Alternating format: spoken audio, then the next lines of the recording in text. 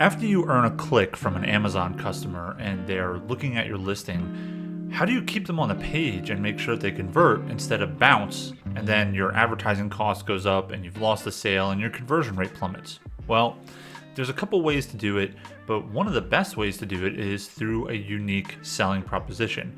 Now, this is something you've probably heard about. This is something that you've seen out in the wilderness and the wild, and maybe you struggle to figure out what yours should be, or struggle to figure out how to sell it on the actual listing. So today what we're going to do is we're going to take a look at a product that has a soft, unique selling proposition, and we're going to take a look at how to improve the listing overall by using a unique selling proposition that will hopefully keep the customer on the page. All right, so how do you come up with a unique selling proposition for your product? Well, so ideally the answer is that you thought about the unique selling proposition before you manufactured it. Right? So in an ideal world, you go out and you're looking at a market segment and you're looking at a group of customers who have a problem, and then you go and look at the solutions that are being offered for their problem, and you find a way to iterate on that solution in a way that improves it and provides something else of value. So in that way, you're baking a unique selling proposition directly into the product from manufacturing. But that's not always possible. Maybe you need to come up with a unique selling proposition after your product has been on the market for a while.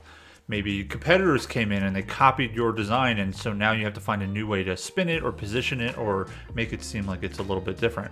Well, the good news is that you can do that pretty easily just by taking a look at your product and thinking of new and interesting ways to sell it. So we're going to take a look at a listing today that's in the supplement category, which is perpetually crowded. And not only is it crowded with a lot of competitors, but there's not a lot of differentiation between a lot of the supplement companies. And in addition to that, supplement companies are very, very restricted about what they can say on a listing, both by the US government and also by Amazon. So let's take a look over here at a listing. Okay, so this listing that we're looking at is for Mama Bird Milk Support. So it's a lactation support supplement, and it seems to be really well liked. It has 50 reviews, 4.5 stars. People seem to really enjoy it. So this is a good product that could be selling better if it just had a little bit stronger images. So let's take a look at their existing listings and their existing images and their existing listing, and then we'll go from there. So we have a main image, which is kind of interesting. It's got the pills floating around it. I like that it says milk support right away. Mama Bird is smaller than that. So from the search results, you can see that it's milk support right away.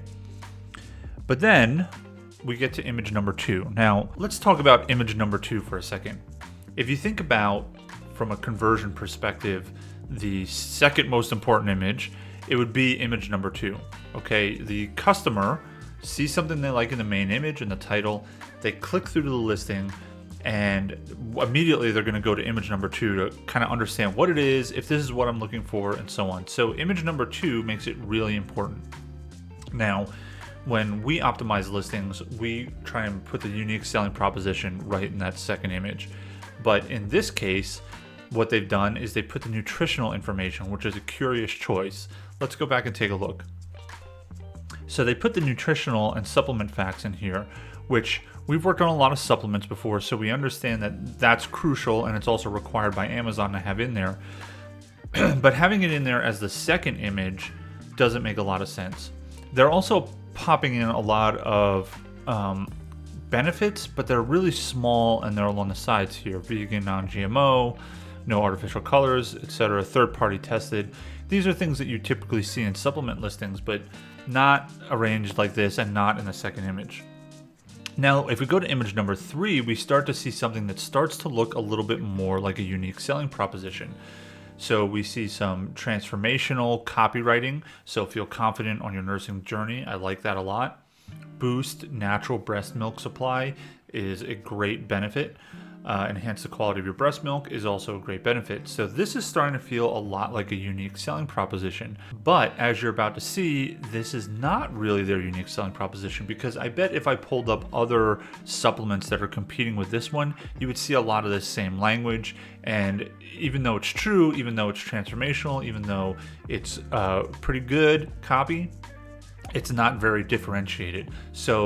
But I think that there's an even more powerful unique selling proposition buried in this listing. So let's take a look and see if we can find it. The next image goes through the ingredients, and they actually have their ingredients upside down. So let me explain what I mean by upside down. When you go through it, you see it says fenugreek, organic moringa, I don't know what that is, thistle complex, nettle, raspberry leaf, right? But then under it, it tells you what that ingredient does. Boosts natural breast milk production, supports faster letdowns and healthy breast milk flow, right? So these are the ingredients, and then we're talking about the benefits of the ingredients, and they're upside down. If I was going to do this, what I would do is I would grab the things that are the benefits of each of these ingredients, group them together, and make big headlines out of them. And then put the ingredient that's associated with it under that big headline, just as a minimum, to make this a little bit better. But then we get into the fifth image here, and here is actually our unique selling proposition. This brand in particular was founded by this person here, who is a doctor. And I think that that is a very strong, unique selling proposition. Imagine if you were buying this product and immediately upon landing on it, you learn that this was a doctor formulated lactation support supplement. Does that sound a little bit more powerful than just a list of ingredients? Now, there's no silver bullet. I'll say that every time I record one of these things. There's no silver bullet on Amazon. You don't know that that's going to be the most perfect thing or the best option. But that would be my first try. That's my gut instinct telling me that that's a good way to keep somebody on the page, is to just come right out of the gate saying, this is a doctor formulated lactation support supplement. Now, one thing I did notice about this listing is that the bullets on it are pretty good. They look really good. Now, there's things that I would probably change, but it seems to me like this listing was probably updated several years ago, where bullets were really important. But these days, bullets aren't as important, and images are the new bullets. So if this brand wanted to quickly optimize their listings without a lot of fuss, they could just take all of the stuff in the bullets and just put it over into the images, and they'd be ahead of the game. If they really wanted to kick it up a notch, they would start taking into account some of the things that I've mentioned in this video. When you're optimizing a listing, the unique selling proposition is very important. It keeps people on the page. It's part of a group of messaging priorities that we like to emphasize at Graphic Rhythm. Those messaging priorities are: what do people love? What do people hate? What are people confused about? And what do people expect when they buy this?